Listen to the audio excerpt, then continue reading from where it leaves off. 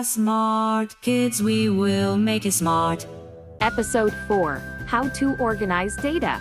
Emma and Noah are standing in a colorful garden, surrounded by flowers, plants, and trees. They each have a basket in hand and are ready for a new adventure. Noah, look at all these flowers and bugs. This place is full of cool things. I found a daisy, and here's a rose. Look, I found a worm, and oh, here's a ladybug. We're finding so many things, but how are we going to remember what we collected? Noah looks puzzled for a moment, then has an idea. I know. Let's organize everything once we're done. We'll figure out what we have. Here's a sunflower. This one's tall. I found another ladybug. That makes 2. Wow, we found so many different things. How are we going to keep track of them all? It's all jumbled up right now. I have an idea. We can make a list. That way, we can write down everything we found and how many of each we have. Yes, a list will help us organize our data.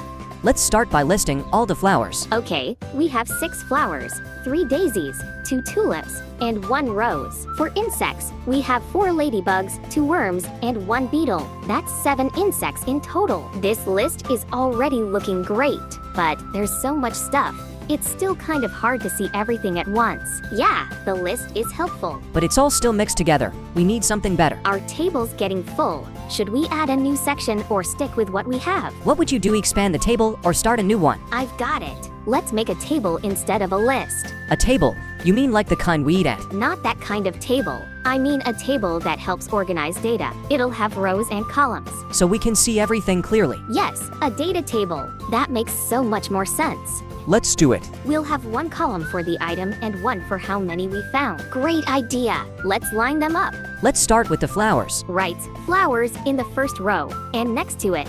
This is already much easier to see. Now let's add the insects. We have 7 insects in total. Wow, this looks great. Everything is neatly organized. They both sit back and admire the table. This table makes everything so much clearer. What if we made the table even more detailed? We could add another column for the types of flowers and bugs we found. Yes, exactly. How many daisies, tulips, ladybugs, and worms we have? Now, let's break it down. For flowers, I will add a new column for type in their table. I'll fill in the type column for the flowers, daisies, tulips, and a rose. And for insects, we have ladybugs, worms, and a beetle. This table is looking awesome now. Now we know exactly what we found. How many of each type we have? It's so easy to understand. Tables are so helpful when we want to organize data. They help us see everything at a glance. We could use tables like this for anything. We could organize our toys, books, or even snacks. Yeah, anytime we have a lot of stuff, we can make a table to keep track of it all. This table tells the whole story of our adventure in the garden. It's like a map of everything we found. And we could use tables like this at school, too, for science projects, or even for keeping track of our homework. Organizing data isn't just helpful, it's fun. What could you organize in a table with rows and columns? Let's see if we can find anything else to add to our table. That sounds fun. Look, a butterfly.